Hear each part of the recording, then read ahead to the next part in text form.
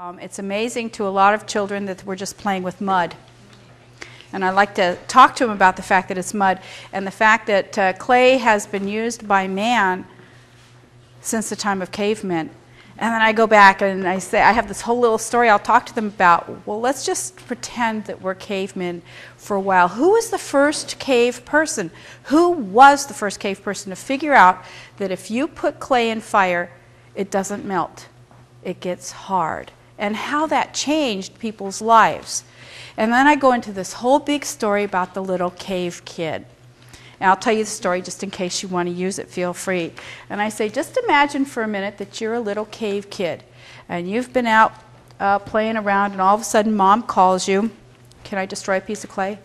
Is that okay? We have more. Your mom calls you and says, Cave son, we're going down to the river to pick berries. Come with me. So you say, okay, Mom, because you're a good cave kid, and you're going to go down to the river and pick berries with Mom. And you're walking on down to the river, and suddenly you step in something squishy. And you look down. Oh, thank goodness it's only mud. Mud. So you reach down, you grab a whole handful of it, and you're walking along behind Mom, and you're just playing with your clay there, this mud that you just picked up. And by the time you get down to the river, you're having a really good time. Hey, look at this. You've made a little clay buddy. Oh. Mom says, are you helping me with the berries? Yeah, I'll be right there, Mom. Sound familiar? I'm picking the berry. Okay, I'll be there in a second. Just a second. Mom finally says, you know what? I'm done picking berries. Are you coming back to the cave with me? And you go, well, yeah. And you decide to take your little clay buddy with you. When you get back to the cave, you don't want to throw clay buddy away because he's just too cute. So you sit him on a shelf. And every day you notice clay buddy's getting a little drier. Oh, one day his ear falls off. But you don't care because you love clay buddy. And that night next to the cave fire, you play with your little cave buddy. You're having so much fun. Night, you put him back on the shelf. The next day, oh man, his tail fell off. But you don't care because you love your little clay buddy. And after about a week of playing with little clay buddy, one night you're playing with him and somebody comes along and accidentally knocks him in the fire. Oh. But you're a smart cave kid. You're not going to put your hand in there and try to get him out. But your favorite clay buddy's gone. You go to bed that night, and you're thinking about clay buddy. You get up in the morning, and the cave fire's gone. All you have left are a bunch of ashes. You're thinking about poor cave buddy all melted at the bottom. And then you take a stick, and you start feeling around. And you feel something hard. And you dig it up out of the ashes, and holy macanoli, it's clay buddy. And he didn't melt at all. He's hard. You reach him out. Ow, he's hot. You put him down, and you realize that clay, when fired, becomes like rock. And who was the first person to figure that out? Had to be a cave kid. And so that they get the idea that this whole process had to start somewhere, and it obviously started by accident. And then I talked to him about how once you have hardened clay, you have bowls, so you don't have to carry water in skins. You have bowls so that you can eat, and how it made a difference in their lives. At any rate, so you can talk to them that way. You've got your clay. This is really nice stuff, and you can smooth it out a little bit. You don't want to go too far without your rollers, though, or your what do you call these things? Rulers. Your straight edge. Thank you, dear. You want to keep them about 2 widths thick. This is the most important part of it. You can set them way far away from each other, and then when you roll from the middle out. Let me move these. Don't roll from one end to the other. Roll from the middle out. Roll once. Pick up the clay and turn it sideways and roll again. And that pretty much, well, mine came out smaller because I was playing with clay buddy. It's always a good idea every time you roll to pick it up and move it around. And if you find that your lump isn't large enough and you can't get it to roll out any further because you have these things, then you know you need a bigger piece of clay. You don't want it any thinner than this. Okay, so I really recommend two rulers. In fact, I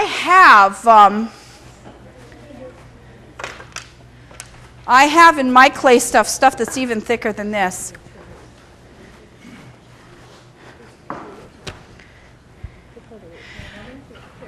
Oops, these things aren't locked. If you have a situation where you rolled it out and you've got a child, make sure you've got the rulers either side of it, because that's the big problem with these.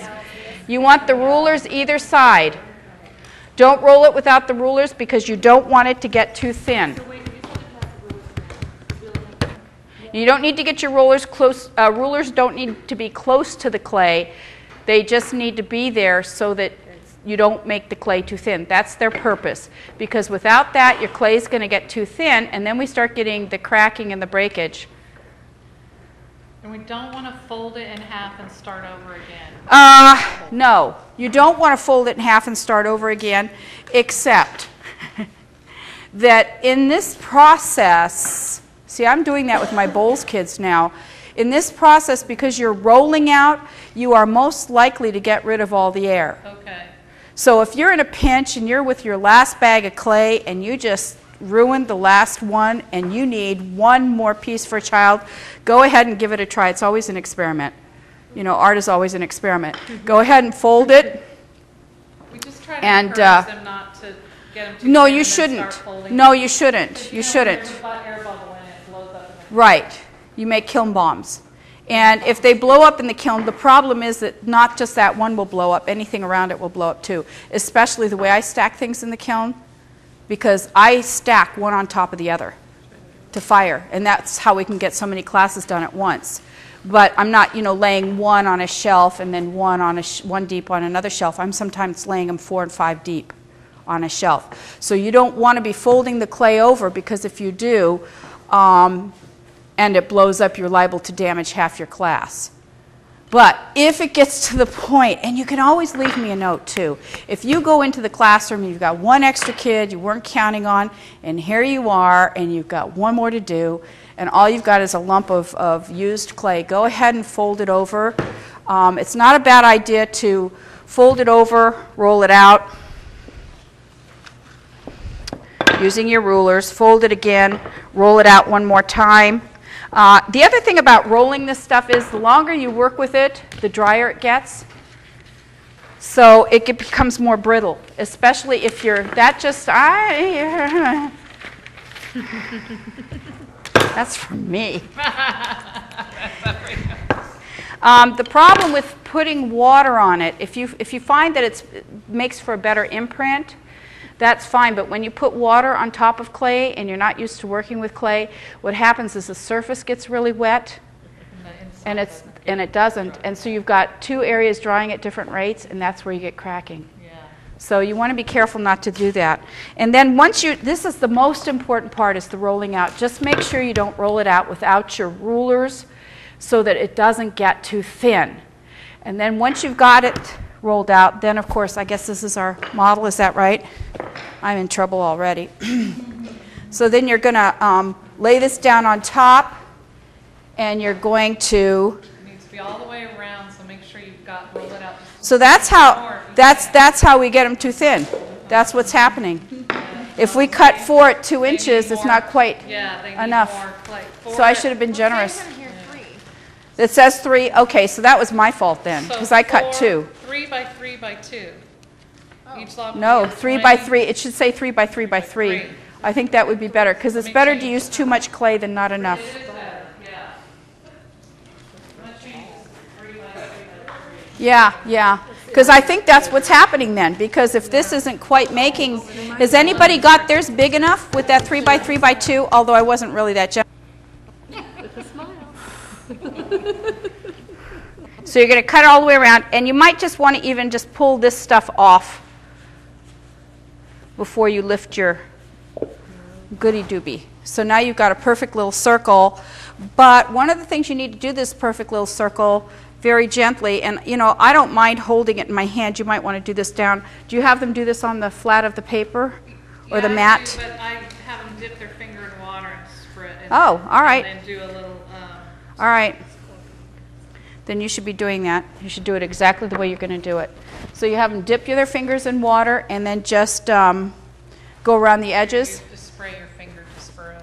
Usually we have a little cup of water there. Just spray your finger in.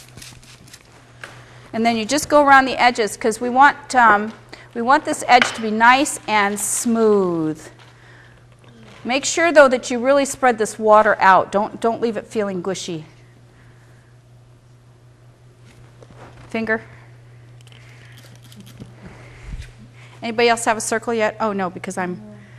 Oh, you've done a cookie. You yell at the art teacher because she didn't give you enough clay. We're not. Are we going to fire these? I don't think so. You want to just split it. Add some of yours to Yeah. each of theirs. Yeah, we probably won't fire it. We can always try it as an experiment to see if the folding of the clay. Are we going to do your prints? Or is that what we do for make-believe fake prints? Are we going to do Claire? You do, Claire. She's got the. 7 Claires. She's got the kid's handprint. Dang. Yeah, because she's got the smallest hand. Don't be afraid to press those little guys. It's not going to be fun. But, you know, just tell them, hang on, it's going to hurt. It's going to hurt. Oh, this is painful. Ow, ow, I'm going to break all your fingers. Hold on, don't move. See how she's really pushing down on but those do flat, you know, flatten across so that you really get an imprint. You know what also works too, is what we've done is, especially with the little ones, we have them come over to a countertop. They're we have them standing. stand there. The fingerprint. But so the easiest thing is to have them come over to you, stand, usually by the counter in the kindergarten room by the sink, so it's easier to clean up. Low counter. Low counter, but they could stand there and just help them lean and Press.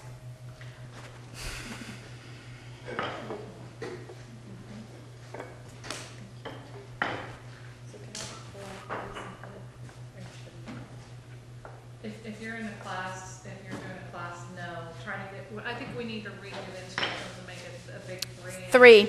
3 by 3 by 3, so you have that the first time around. Yeah. You want to do that? Come on over. So I would stand up. It's a nice idea to try and cut the clay straight. I'm really not very good at that. And sometimes they don't want to spread out their fingers, so make sure they spread out. Yeah, get their fingers spread. Before they come down. Yeah, because they get a little nervous and they don't know. Yeah. They don't know. They've never done it before. And put your weight on. And then And this is probably more what you want your block to look like. Big fat guy. it's okay, Claire. Because remember, we don't. It's all right, Claire. You didn't eat all those bones. You Honest. get 4 blocks. So you see how our knuckle 4 there, blocks so per cut. Finish that one in, Claire. Really? Here, you can try. You had no idea. No, the docent must spray for you. Once it comes out of the kiln, anything that was just kind of sharp is really sharp. And then when they come, position their hand on the circle because you're going to need to leave room. Hopefully, for their name underneath. Now Claire's hand's a little big than a kindergartner hand, but at least So what I press Press. press. Push hard on her. She's going to look really bad by tomorrow. She's going to come to school and she's going to have one hand bigger than the other. Her name and the year that we're doing this. And guys, be slow about it because you can feel, you know, you should all feel this and feel how rough that is.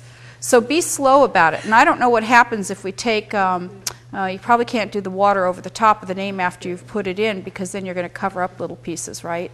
So you've just got to do it, but go slowly so that you don't get, you know, it gets rough. and wipe off. As you go, it'll drag. And Yeah. so you just have to clean Pull the it. toothpick with each thing. Pull it. So you put their name on the newsprint. So you get their hand, their name is on the newsprint, so you can go back after you Ah, pressed everybody good and then idea. do the names.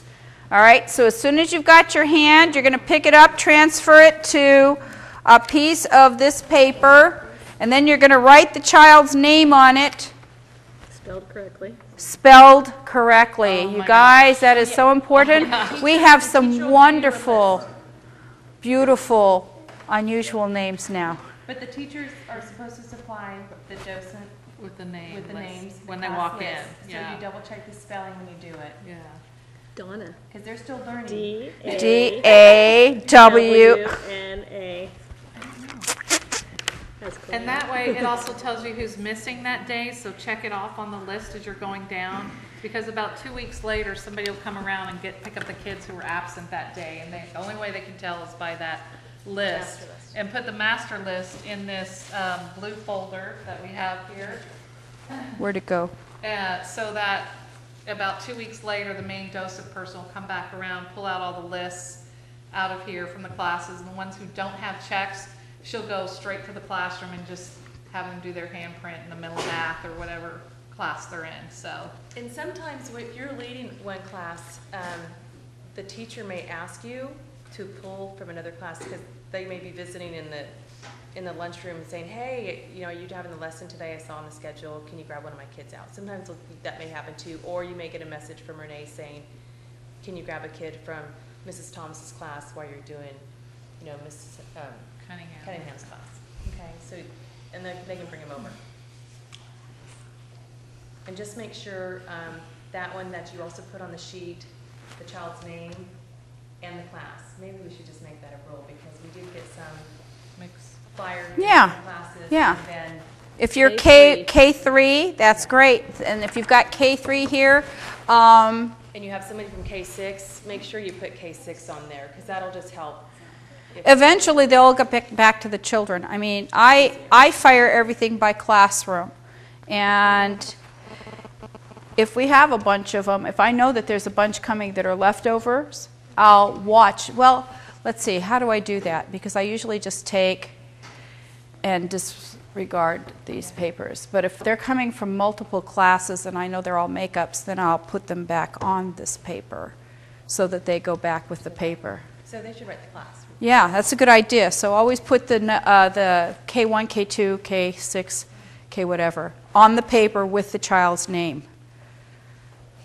And then when you go back to put the names on, what was your suggestion, Donna? Go slowly and clean the toothpick. Go ahead and put Donna's name on there wherever you can. Okay? And then, but I'm going to put it in normally her we do it at palm. the bottom. And Yeah, well, see, you want it there? I don't. Is that where you want it? Why don't you put it where we? No, put it where we normally put it. And try not to get too close to the edge when you're doing it. See, this is a toothpick. yeah, this is maybe. Okay. We used a pencil, we use a kindergarten pencil, the I real think I thick used the, ones. The paper Do you use it with a Or big? the paper clip. either Okay. one. Now this is smoother. I'm still getting some. paper clip. Where's the paper clip? Right there. Just go slowly. You know, I catch myself pressing down a little bit on these. What's the other option? Oh, there's the thicker pencil. You can keep those two first. No, sorry. And then the year too is important. My purse. My kindergarten pencil. Just while she's working on that, usually if you have 3 Okay. or 4 volunteers, which you usually do in kindergarten, we try to get as many as we can to come in and help, especially for this lesson. One's teaching it, talking about it, telling the stories. One's rolling and cutting the circle, and then it's an assembly line. Then you toss it on there with their name, and then someone, that's all they do is the name and the year the whole time. So as the lead, kind of assign those pieces as people come in and say, I'm here to help. It's like, great. And then just, how's your handwriting? And then set them up with writing with the clip. I think I like the pen best, but that's my personal preference. And then also for play lessons, it's best to come in a half an hour before the scheduled time of the lesson to kind of get all of that done. Especially with helping hands, when you start rolling out, because as Allison had said, there's 20 kids, 19, 20 kids, so And you also give the kids a ball of clay, to work because with. there's no way they're going to fit. So they have Right. a little piece. They make their little cave buddy or what they Yeah, let them make a You'll read the cave buddy. instructions in here. They make a pancake, they make a it's square, perfect. they make After a you round get going, ball. the scraps you have. And we use the often do. scraps, yeah. Perfect. Now, I kind of like, of course, I'm fussing here, and I don't know what your time is going to be like, but, you know, you can clean these names off and kind of press them Let me down. let everybody feel what she's talking about. If you just write it without kind of rubbing it. You get can some feel really that? sharp edges. Yeah. Yeah, I'll here. pass it. You felt it. Did you feel it? Feel the name right here. Yeah, That's just feel what how it feels happens like with when the, it's fired if yeah, don't you want to clean be it up. careful to clean it up as best you can. I mean, it's never going to be perfect. Now then, you've got to put the holes in the top. And you guys use this? That's cool. The one thing about putting the holes in the top, it's better to, you want to keep it about an inch from the edge. I really suggest an inch from the edge because that's another place we get breakage. Ta-da! Now you're just seeing that middle finger, Donna, so. Nice focus. What's the best way to make sure that it goes all the way through to? Well, that's not a problem because if you're using this straw, I can't imagine why anybody would have any problems because you put it down, squiggle around a couple times, pull it back up, and it should be absolutely clean because you've picked up all the gooby doobies. This works much, much better than doing it with a pen or something. There was some times where it was like not go all the way through, so just make Then sure they're that just the not whole- making sure that, make sure that you're hitting the bottom, hitting the mat, and then turn them around a couple times so that you know that you're going all the way through. That's very important. You can't do anything about it afterwards, yeah. This clay, you just can't, I mean, that's it. If they don't have a hole, they don't have a hole. Then you tell them to go get the, The two holes at the top, should they be right above? well, you want to make them like, you know, you don't want to do like the art teacher here. I mean, look at how crooked that is. You kind of want to set it, you want to get that name down there right in the middle, not where I put it. And then you want to have the holes right at the top of where I think the middle finger is, just so that when mom hangs it or dad hangs it or whoever is the lucky recipient, it, you know, hangs straight. But personally, it's art. And my favorite saying is perfect is boring. You know, so if it's a little off, I can't imagine any mother being too terribly upset about, well, some mothers might be. Yeah? Yeah? See, I just look at it and go, oh, my baby did that. You know, so you want to try and get it in the middle at the top so that the handprint hangs straight. But you can see how it takes a while to get this writing in here and not have it be too... A flat clay project like this, you want to make sure that you cover the piece with a damp paper towel because that helps it not do this while it's drying, okay? So you don't have to respray. Do you respray the paper towels ever? No, you just put the damp paper towels, and that seems to work just fine because I've gotten very few that were turned up at the edges. Because it, no, that's just fine. It seems to work just fine. Put a layer of paper towels, make sure that the paper towels are damp. Do you spray them or do you just stick them under the water, squeeze them out, and put them down? Yeah, that's what I would recommend. Take the paper towels, I usually go 20 at a time, and then put them under the water, get them all nice and wet, squeeze them out, and then just lay one paper towel on top of each hand. And it's the classroom paper towels, it's not the ones that we have. No. Classroom, use the classroom paper towels. You don't need anything really heavy.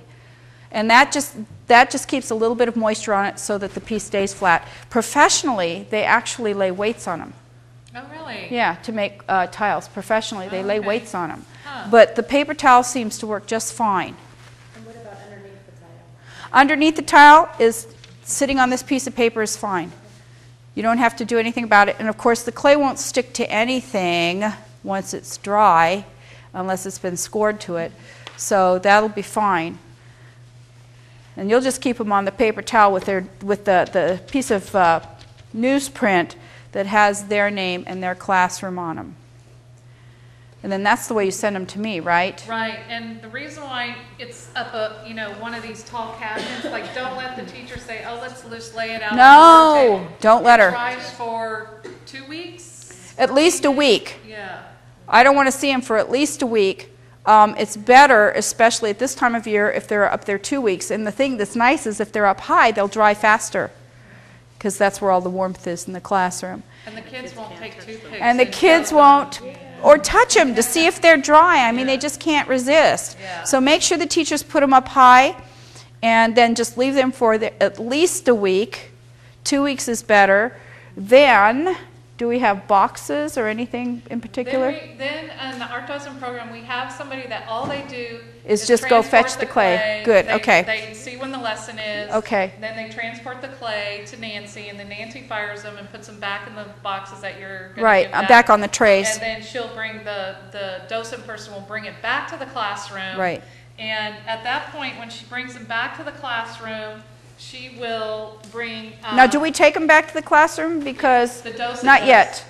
After 2 firings. Right, after they're fired. Okay, 2 firings, 2 firings. Oh, 2 firings. Yeah. That's right. How do you do that this year? So when they come out of the kiln the first time, they're nice and white, but they're bisque. So they have no shinies. And then to make them shiny, we have to put glaze on it. Now, who's going to glaze these this year? I just scheduled. Don't even believe in glazing the side. The glaze only has to be on top. And I have these great brushes. You have these great brushes too, don't you? The glaze brushes. And so it goes really fast. You dip it in the glaze and you pull it across. You want to make sure you get a nice amount on there, but it doesn't have to be too heavy. 2 layers.